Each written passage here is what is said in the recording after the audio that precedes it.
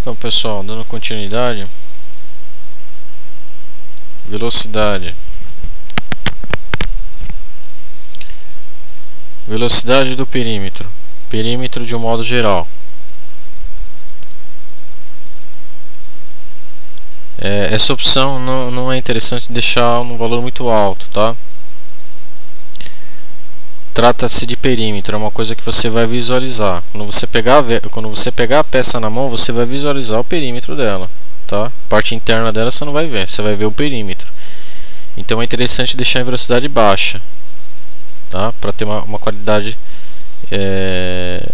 boa na peça, tá?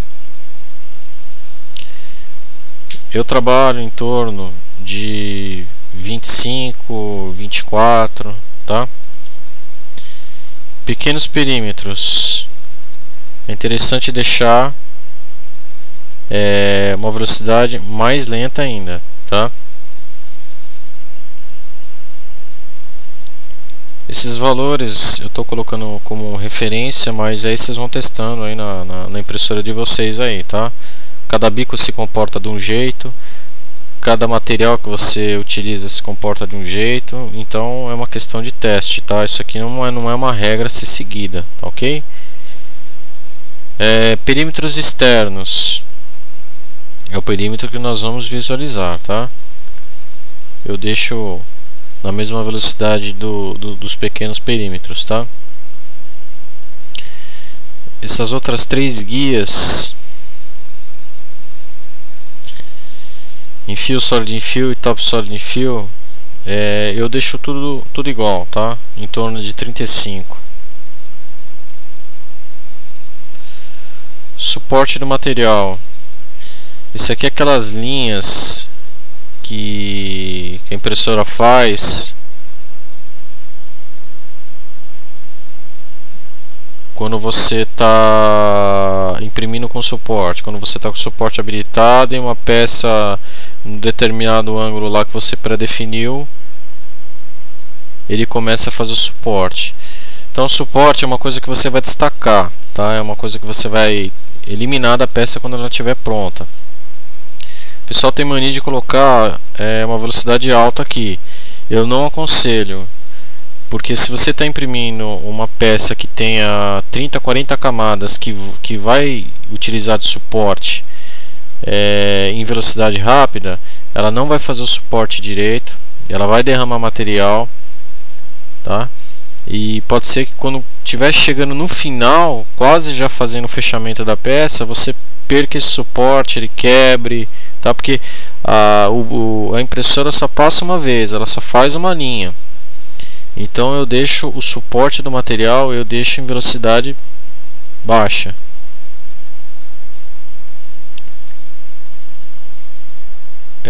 Pontes. Quando ele faz o fechamento, por exemplo, num furo, você tem uma peça que tem um furo. Quando ele for fazer o fechamento desse furo, ele vai trabalhar com uma velocidade. É essa velocidade que você vai determinar aqui. Eu deixo a mesma velocidade do Infill, Solid Infill. Aqui a velocidade em áreas muito pequenas, tá? É interessante deixar abaixo porque evita que a máquina trepide muito, tá? Aqui a velocidade de movimentação quando a impressora não estiver imprimindo. Troca de layers, uma peça vai para outra, tá? É interessante deixar em torno de 115 ou default 130, tá? Aqui é a velocidade da primeira camada. 30% do valor que você determinou lá em cima, do Solid Infill, Top Solid, suporte material. Não me recordo qual das três são. Infill, Solid Infill, Top Solid Infill. Eu acredito que deva ser Top Solid Infill. Então 30% de 35 milímetros por segundo, tá? Eu deixo em torno de 45%. Essas opções avançadas eu não tenho conhecimento, eu deixo tudo default. vamos para a próxima guia. Skirt and Brim.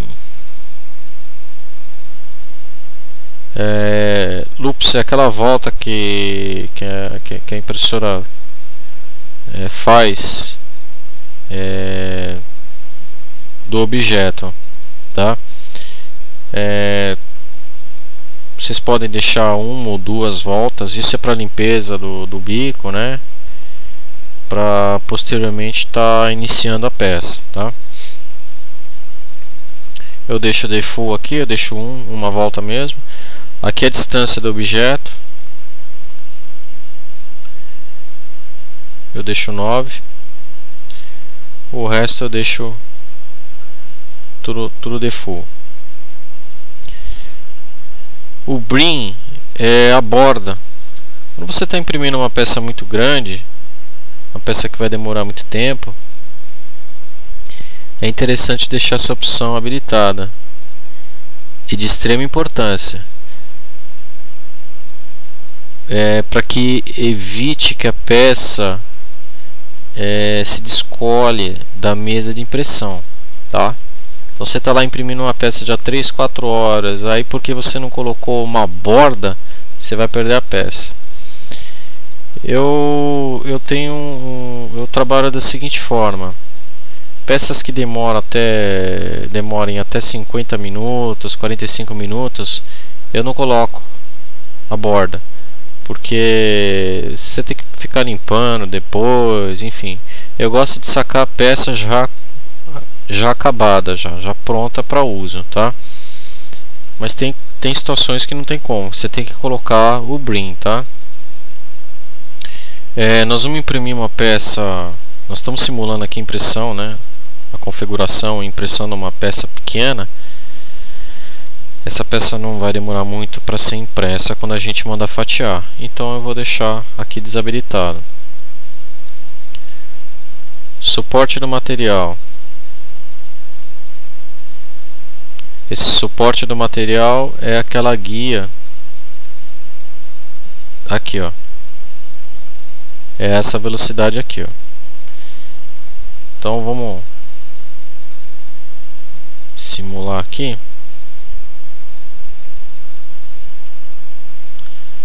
Essa peça ela tem um furo,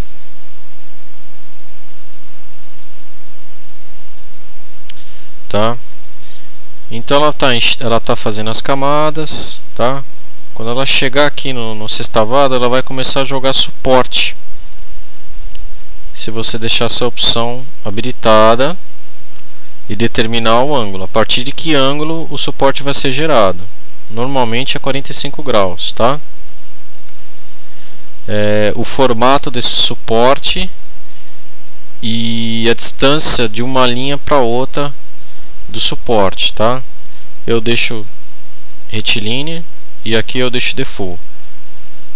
Os outros parâmetros eu também deixo default, tá? Então aqui, obviamente, ultrapassou 45 graus, então ele vai gerar suporte aqui, tá? Para quando ele fazer esse fechamento aqui, o material não derrame. Isso serve para a parte de baixo da peça também.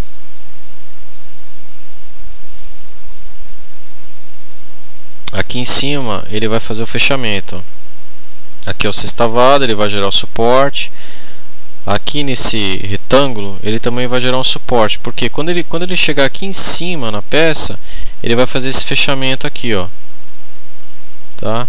Então se você não tiver com o suporte habilitado, a hora que ele estiver fazendo o fechamento, a hora que ele estiver fazendo o perímetro, é propício que o material derrame. O material, o bico vai passar e o material vai fazer isso aqui, ó. Tá? Eu sei que essa peça, na configuração que eu estou fazendo aqui para minha impressora, não tem necessidade de gerar suporte, tá? É uma peça pequena, é um furo pequeno. Aqui é um preenchimento também pequeno, tá? Então nessa peça não tem necessidade de gerar suporte. Eu vou deixar habilitado só para a gente poder visualizar lá, tá?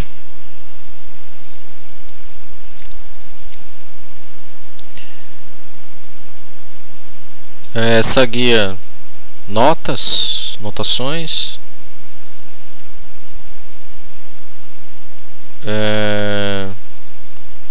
essa outra guia deixa default, essa outra guia também default, só tem um extrusor. O avançado,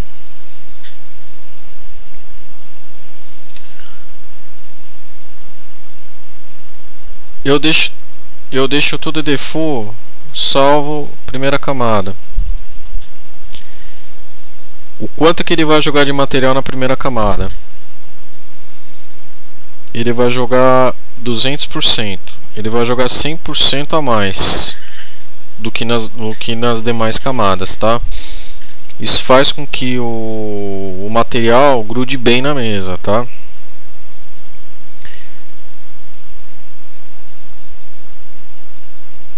Só que pode ocasionar também de sair muito material.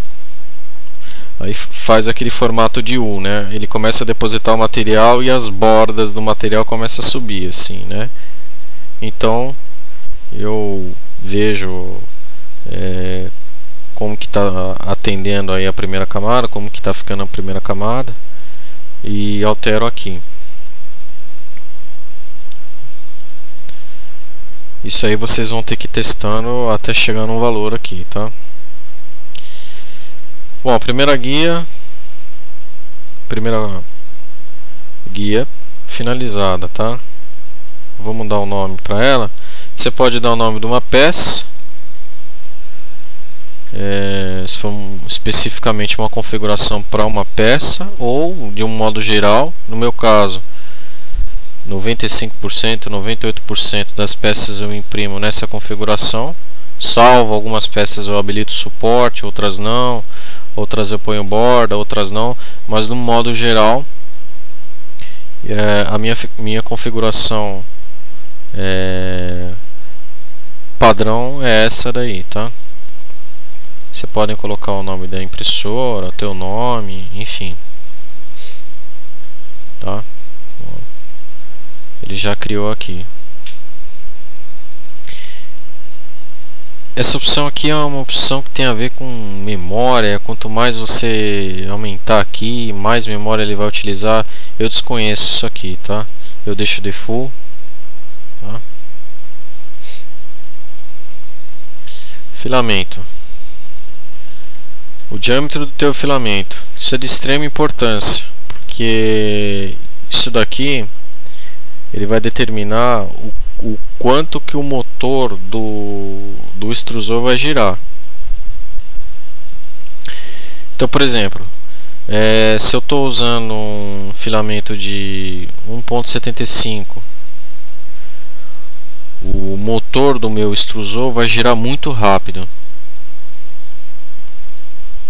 né? Porque é um material mais fino, 1.75. Então ele tem que ter uma rotação maior para compensar, vamos colocar entre aspas, né, essa carência de material.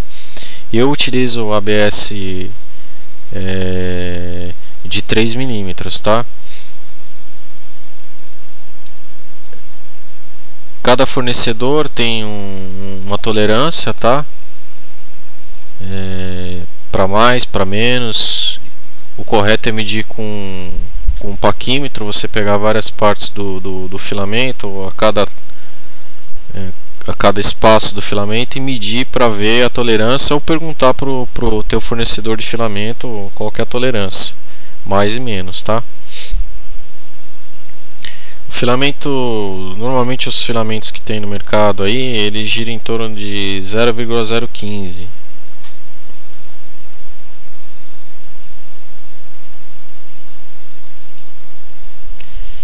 Então o diâmetro aqui vai ser 2,85, tá? Mas não se esqueçam que isso aí você tem que medir de acordo aí com o fornecedor de filamentos, tá? Multiplicador do extrusor 1 é 100%, 1.1 é 110%, 1.2 120%. Isso ele vai seguir do início da impressão até o término da impressão, salvo a primeira camada, que é o que você determinou na outra guia lá, tá? Eu aconselho deixar default, deixar 100%, e vai vendo como é que vão ficando as camadas aí. Se vocês acharem que tá tendo carência de material, vai aumentando 1.1, 1.2, 1.3, tá? Aqui é interessante deixar esses valores determinados aqui no slicer, tá? E não fazer o controle manual. Isso evita que na hora que você clicar em executar e você deixou aqui os parâmetros zerados, a impressão vai começar, tá? Agora, se você determinar aqui um valor de temperatura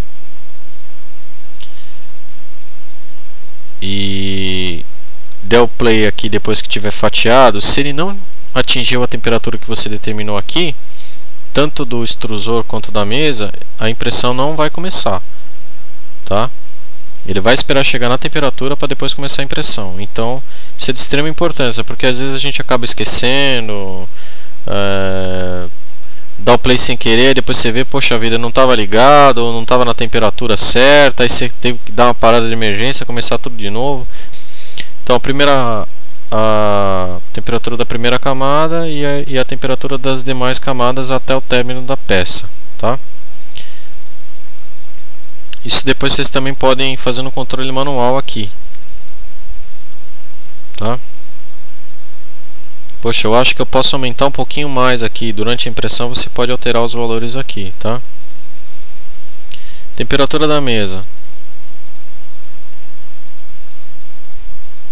É interessante deixar da primeira camada até a última camada a mesma temperatura, não ter variação de temperatura, tá?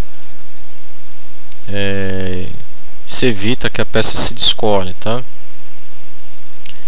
O cooling, eu não utilizo fan, mas aqui tem uns parâmetros que você pode determinar em quantos por cento, em qual exatamente quantos por cento o fan vai ligar, o mínimo, o máximo, enfim. Esses parâmetros eu não conheço muito, porque eu não utilizo fan. Eu, quando utilizava fan, eu fazia controle manual, tá? A minha impressora nem fan tem, então eu deixo até desabilitado. Se a de vocês tiverem, deixem habilitado e alterem os valores. Se vocês acharem que está muito forte, muito fraco, se está ligando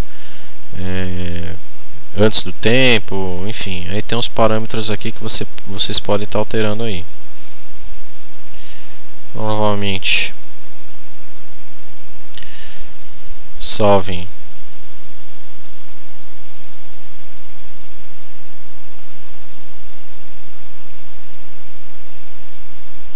E vamos dar continuidade aqui.